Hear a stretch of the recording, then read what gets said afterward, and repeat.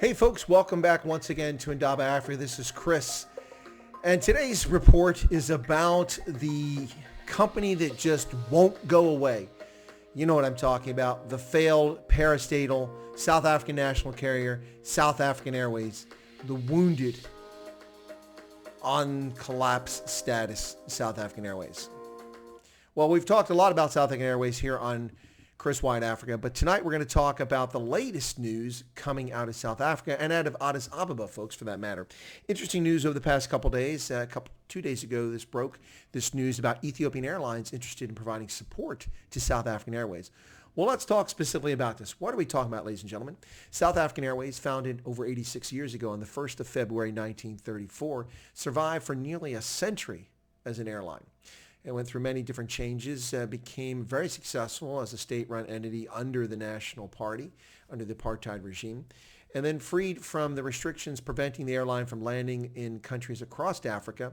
In 1994, many would have rightly thought that the airline would spread its wings and expand the network and bring air services and flights across the continent to people who previously had no access and could not fly from one country to another. For instance, there was a time in which, in order for me to get from Ivory Coast to Ghana, I either had to drive across country through the bush, or I would have to fly back to Europe and change to Swiss Air to fly from Zurich to Accra.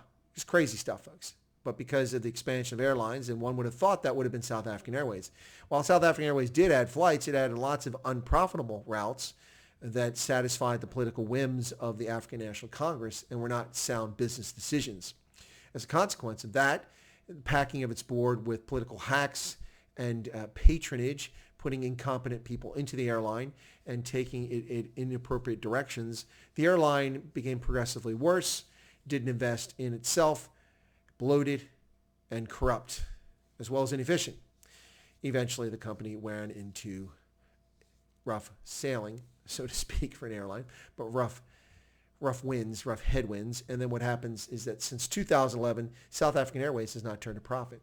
So while many airlines were turning record profits during a very good salad day period in air travel, as airlines tacked on fees for additional baggage and for excess baggage and for just plain baggage, making a fortune off their clients, as well as lots of people traveling while the number of aircraft had been greatly reduced from the 2008-2009 recession. Airlines were very profitable after 2011, exactly the time that South African Airways suddenly became unprofitable and hasn't turned a profit in nearly a decade. Well, folks, in December of 2019, the South African government finally took the appropriate decision, which should have happened years ago, and placed South African Airways into bankruptcy protection, or in the vernacular of South Africa, business rescue.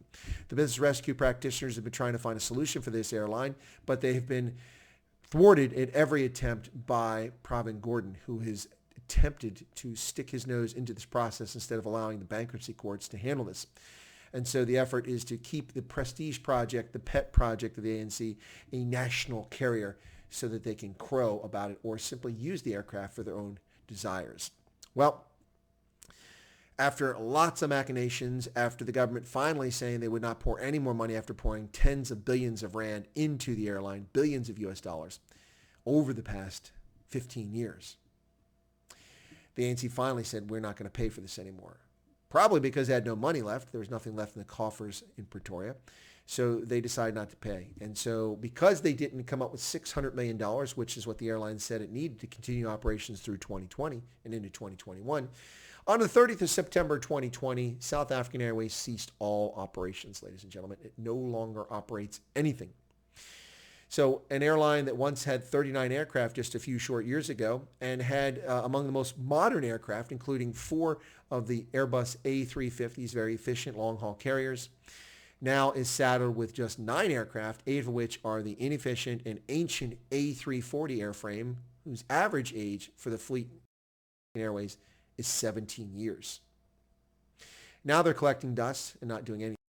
So South African Airways is saddled with debt, with an inefficient workforce, with a bloated board, with a corrupt management structure, and with aging aircraft in an economy that's been destroyed by foolish action by the National Coronavirus Command Council in South Africa. So that's where we sit today, folks. An airline that just a few short years ago had 39 aircraft and flew to destinations around the world and throughout South Africa, to an airline that that is supposed to come out of bankruptcy protection with 9 aircraft, less than 2,000 employees, and it's only going to fly to 3 destinations in South Africa. That's a national carrier? Why will you not let this bird die, ANC? Why does Pravin Gordhan insist on sticking in the business and stretching this thing out each and every day that's passed has made it more likely that South African Airways would never emerge from bankruptcy. But now, a white knight, pardon the phrase, EFF, a white knight has swooped in to offer assistance to South African Airways. Now, who is that? It's Ethiopian Airlines. Interesting development this week. Ethiopian Airlines Chief Executive Officer Tewolde Mariam has said that Ethiopian is interested in helping South African Airlines. Now, for those who aren't aware, Ethiopian is also a national carrier. It's a parastatal. However, the government in Addis Ababa took a sound approach. The airline operates as an independent entity, even though it's wholly owned by the government of Ethiopia. As a consequence of the government not interfering in its operations and being allowed to run as a foregoing profit enterprise, the Ethiopian Airlines has become the most widespread and successful airline throughout Africa. Absolutely amazing. Not all the routes are wonderful, but they have some fantastic aircraft, great pilots, great service record, and much of their fleet is reasonably young. They'll be getting a new airport in Addis at a lower elevation, which will make life much better for this company in the near future. In the meantime, they've offered to help. Interesting. Now, why is Ethiopian offering South African Airways a lifeline? The company's bankrupt. It's doing no operations. What are they doing? Well, they're not interested in taking on debt or paying South African Airways debt.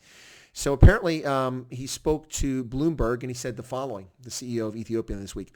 We do not want to deal with the legacy issues, the debt, labor claims, and so on, because that is very difficult for us, not only in terms of financial outlay, but also in terms of managing the restructuring.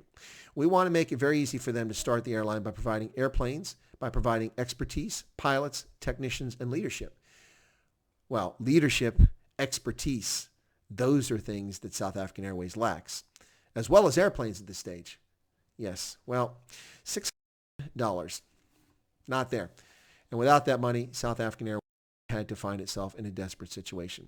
So what's really at work here, folks? Why is it that Ethiopian simply doesn't step back and let its competitor, South African Airways, collapse entirely and disappear?